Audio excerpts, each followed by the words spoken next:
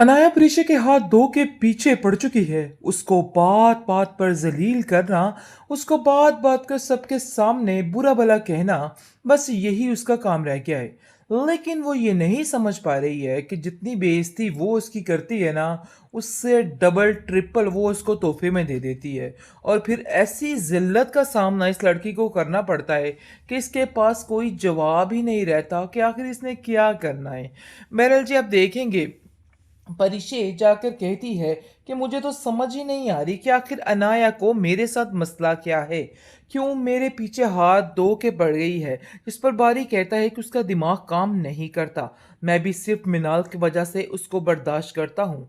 लेकिन तुम परेशान मत हो, मैं मिनाल से कहता हूँ कि उसका यहाँ पे आना जाना रोक दे, क्योंकि उसने इधर काफ़ी ज़्यादा आना जाना शुरू कर दिया है और मुझे ये उसकी बिल्कुल भी पॉजिटिव वाइब उससे नहीं आ रही है। मतलब ये है कि वो काफ़ी परेशान है। लेकिन अनाया अब देखिएगा बहुत जल्द अयान के साथ मिलकर ये सारे मामले को तय करेगी और परिशे को बारी से दूर कर देगी, क्योंकि इनके दरमियान इतनी बदगुमानियां पैदा करेगी कि परिशे खुद हैरान हो जाएगी कि आखिर ये सब कुछ क्या हुआ। आप देखेंगे कि मिनाल इतनी परेशान है, उसका ससुर उसको कहता है कि तुम मेरे सामने मत आया करो। मैं तुम्हें जब भी देखता हूँ ना, मुझे अपनी बेटी की सारी मासूमियत और उसके ऊपर जितने भी सितम हुए हैं वो याद आ जाते हैं।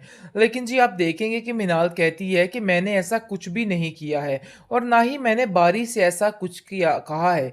जो बारी करना चाहता था उसने अपनी मर्जी के मुताबिक किया है। इन सब चीज़ों में मेरा कोई कसूर नहीं। लेकिन उस बेचारी मिनाल का कोई भी यकीन नहीं कर रहा, बल्कि उसको दिन ब दिन इतना जलील किया जा रहा है कि वो खुद हैरान हो गई कि आखिर ये सब कुछ हो कैसे रहा है। लेकिन जी, आप देखेंगे कि वो हिम्मत नहीं हारती। बहुत परेशान हो चुकी है मिनाल इस बात को लेके कि आखिर वो कब तक इन सब चीज़ों का बोझ उठाएगी और कब तक मामलात को ठीक करने की कोशिश में रहेगी। दूसरी तरफ बहुत ही बुरे तरीके से जंग में आ चुकी है, मैदान जंग में आ चुकी है रुमैसा, क्योंकि रुमैसा समझ रही थी कि मैं जैसे ही जुबैदा के घर रहूंगी तो हालात बड़े बेहतर हो जाएंगे।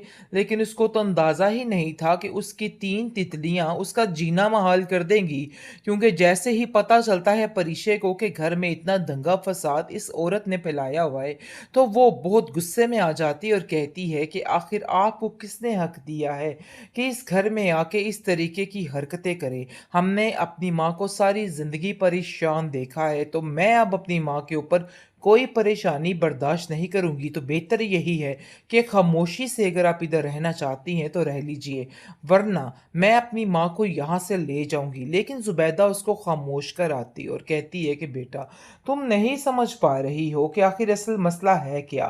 उसको तकलीफ इस बात की हो रही है क्योंकि आलम दिन ब दिन अब जुबैदा की साइड पे होता जा रहा है और बात पे बात पर जुबैदा को ही बात कर रहा है। ये बात तो उसको काफ़ी ज़्यादा तकलीफ हो चुकी है कि आखिर ये सब कुछ कैसे हो सकता है। आप देखेंगे कि जुबैदा परिशे को बताने की कोशिश करती है कि परिशे, तुम परेशान मत हो, तुम्हें मैंने पहले भी कहा है कि अपने घर की तरफ ध्यान दो। ये सारी चीज़ें तुम्हारे लिए ज़रूरी नहीं है। अगर तुम्हारे लिए ज़रूरी है तो वो सिर्फ़ और सिर्फ़ तुम्हारा उस घर में रहना और उस घर में लोगों पे ध्यान देना।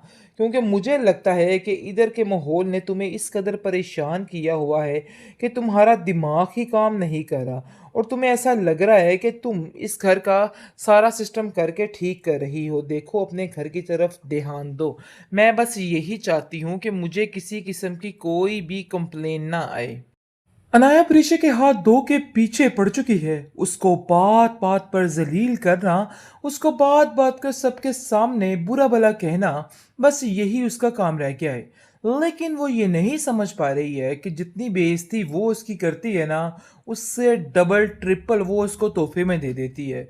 और फिर ऐसी जिल्लत का सामना इस लड़की को करना पड़ता है कि इसके पास कोई जवाब ही नहीं रहता कि आखिर इसने क्या करना है।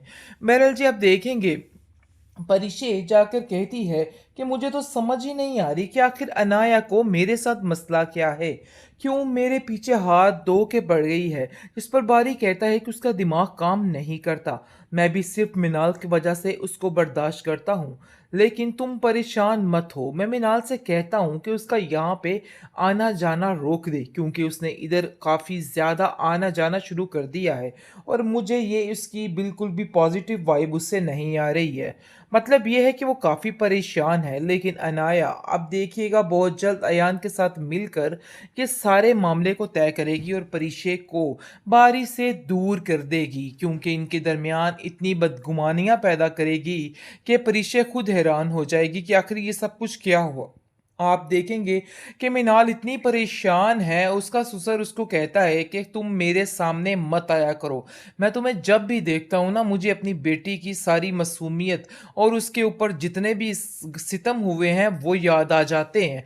लेकिन जी आप देखेंगे कि मिनाल कहती है कि मैंने ऐसा कुछ भी नहीं किया है और ना ही मैंने बारी से ऐसा कुछ किया कहा है। जो बारी करना चाहता था उसने अपनी मर्जी के मुताबिक किया है। इन सब चीज़ों में मेरा कोई कसूर नहीं। लेकिन उस बेचारी मिनाल का कोई भी यकीन नहीं कर रहा, बल्कि उसको दिन ब दिन इतना जलील किया जा रहा है कि वो खुद हैरान हो गई कि आखिर ये सब कुछ हो कैसे रहा है। लेकिन जी आप देखेंगे कि वो हिम्मत नहीं हारती।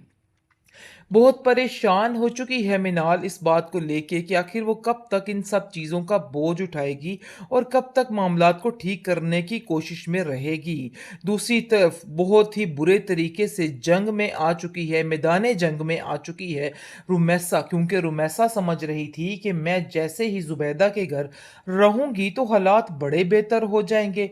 लेकिन उसको तो अंदाज़ा ही नहीं था कि उसकी 3 तितलियां उसका जीना महाल कर देंगी, क्योंकि जैसे ही पता चलता है परिचय को कि घर में इतना दंगा फसाद इस औरत ने फैलाया हुआ है, तो वो बहुत गुस्से में आ जाती है और कहती है कि आखिर आपको किसने हक दिया है कि इस घर में आके इस तरीके की हरकतें करे। हमने अपनी माँ को सारी जिंदगी परेशान देखा है, तो मैं अब अपनी माँ के ऊपर कोई परेशानी बर्दाश्त नहीं करूंगी। तो बेहतर यही है कि खामोशी से अगर आप इधर रहना चाहती हैं तो रह लीजिए, वरना मैं अपनी माँ को यहाँ से ले जाऊंगी। लेकिन जुबैदा उसको खामोश कर आती और कहती है कि बेटा, तुम नहीं समझ पा रही हो कि आखिर असल मसला है क्या।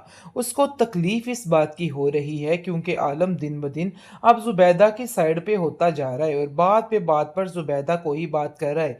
ये बात तो उसको काफ़ी ज़्यादा तकलीफ हो चुकी है कि आखिर ये सब कुछ कैसे हो सकता है। आप देखेंगे कि जुबैदा परिश्य को बताने की कोशिश करती है कि परिश्य तुम परेशान मत हो, तुम्हें मैंने पहले भी कहा है कि अपने घर की तरफ ध्यान दो।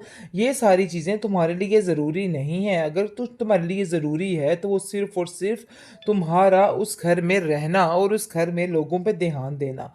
क्योंकि मुझे लगता है कि इधर के माहौल ने तुम्हें इस कदर परेशान किया हुआ है कि तुम्हारा दिमाग ही काम नहीं कर रहा और तुम्हें ऐसा लग रहा है कि तुम इस घर का सारा सिस्टम करके ठीक कर रही हो। देखो अपने घर की तरफ ध्यान दो।